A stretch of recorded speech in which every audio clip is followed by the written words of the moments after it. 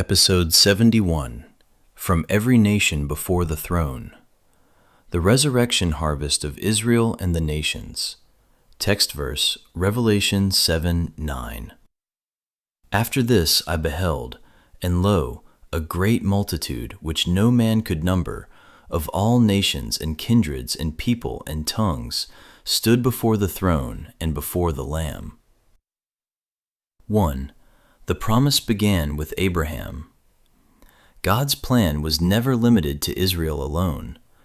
When God called Abraham, he promised, "In thee shall all families of the earth be blessed."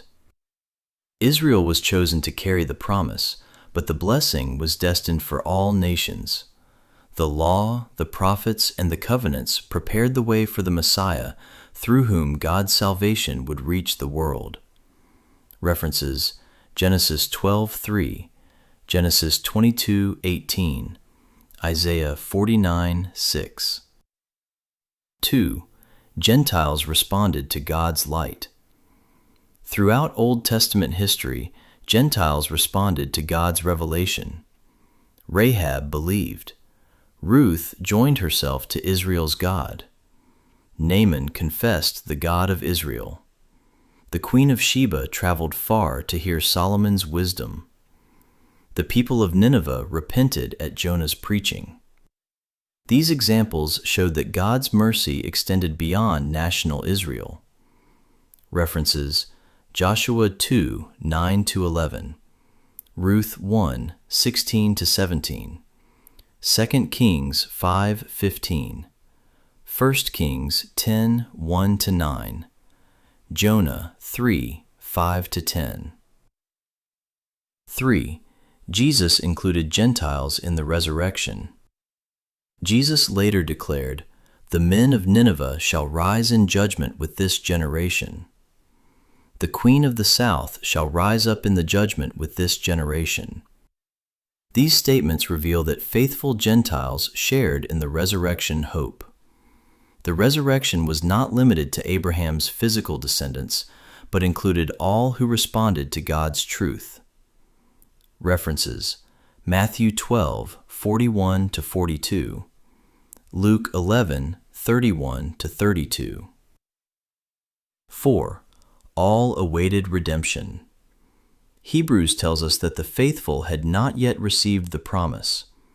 Abraham waited, David waited, the prophets waited, the Queen of Sheba waited, the repentant Ninevites waited. All were looking forward to the completion of redemption through Christ. References: Hebrews 11:13, Hebrews 11:39-40. 5. The last day resurrection. Jesus repeatedly promised resurrection on the last day. He taught that all who were in the graves would hear his voice. The righteous would receive life. The wicked would face judgment. This was the resurrection hope anticipated throughout the Old Testament. References: John 5:28-29, John 6:39-40, John 11:24. 6. The vision of Revelation 7. In Revelation 7, John first hears the number of the sealed, 144,000 from the tribes of Israel. Then he sees a great multitude which no man could number. This multitude comes from every nation, tribe, people, and language. The picture is profound. The faithful remnant of Israel is present. The faithful from the nations are present. The promise made to Abraham has reached fulfillment. References: Revelation 7:4-9. 7. One redeemed family. Paul taught that Christ broke down the middle wall between Jew and Gentile. The goal was never two separate peoples of God. The goal was one redeemed family. In Revelation 7, we see the completed harvest. Abraham is there. David is there. The prophets are there. The apostles are there. The Queen of the South is there. The men of Nineveh are there. The redeemed from every nation stand together before the Lamb, clothed in white robes. References: Ephesians 2:14-18, Galatians 3:28-29, Revelation 7:9-17. 8. Resurrection after AD 70. The resurrection associated with the last day was a corporate covenantal event connected with the completion of Old Covenant redemption. It gathered all the faithful who had waited from Abel to John the Baptist, along with believing Gentiles such as the Queen of the South and the men of Nineveh. Once that resurrection was fulfilled, the waiting period ended. Death no longer held believers in expectation of a future corporate resurrection. Since AD 70, believers who died do not wait in Abraham's bosom for another last day. They enter directly into the presence of Christ.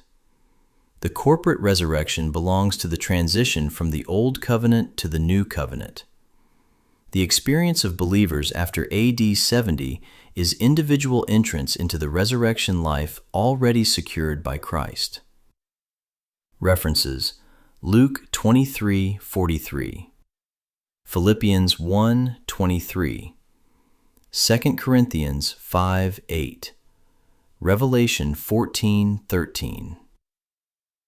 9. Conclusion.